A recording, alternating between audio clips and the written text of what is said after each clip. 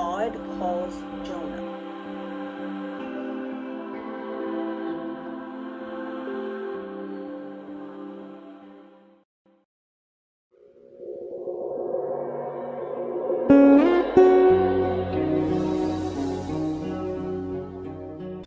The king of Judah, and this is 2 Kings 16 through 22.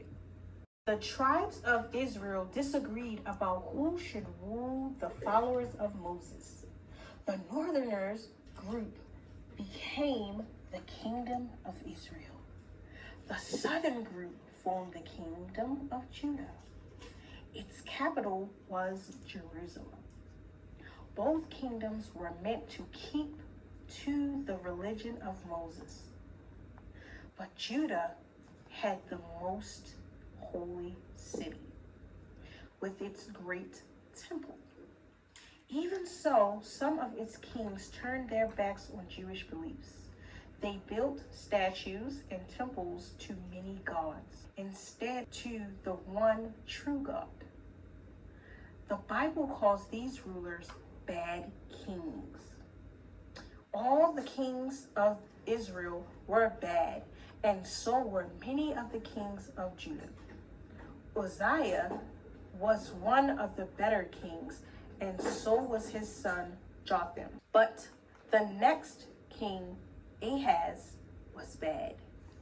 He brought statues of other gods to the ancient temple, and he ignored the words of God's prophets.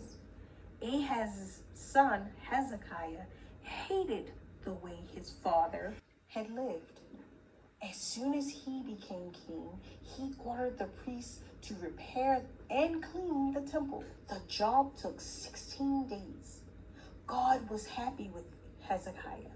He protected him and the people of Judah from powerful Assyrian army that wanted to attack them. After Hezekiah, his 12-year-old only son Manasseh became king. He was fascinated by other religions and led the people back into evil ways. Like Ahaz, he had altars built to worship Baal and other gods inside the temple.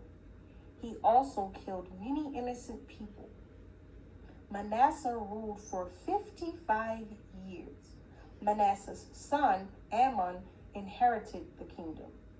He was just as bad as his father, but the people rebelled and killed him after only 2 years. Judah was saved when Ammon's 8-year-old son, Josiah, became king. He ruled for 31 years. During that time, he brought back many religious traditions that had been forgotten over the years. Some of those, like the Feast of Passover, are still important Jewish holidays. Tonight, boys and girls and friends, we're going to read God Calls Jonah. And this is Jonah 1:1 through 6. Not all the prophets were willing to say yes when God called. After all, being a messenger for God could be very dangerous. One such prophet was Jonah.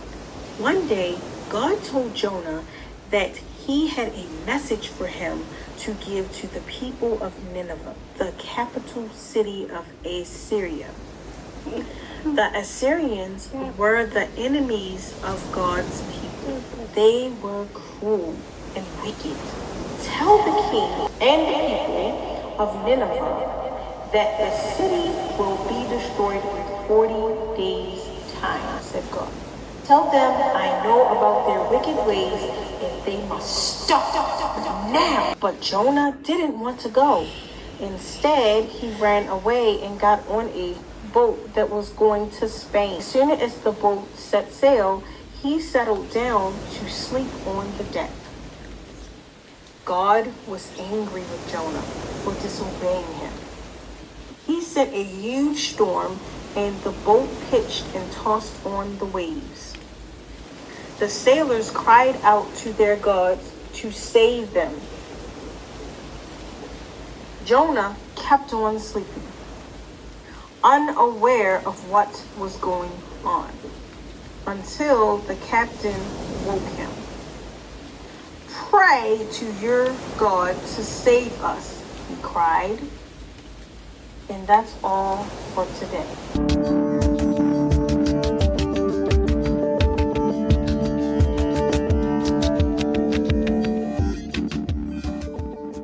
So what did you learn? He was sleeping. That's what I want. Next time, boys and girls and friends, we're going to read the other half of this story and what happened after the captain woke Jonah up and told him to pray to his God to save them. Jonah 1:7-17.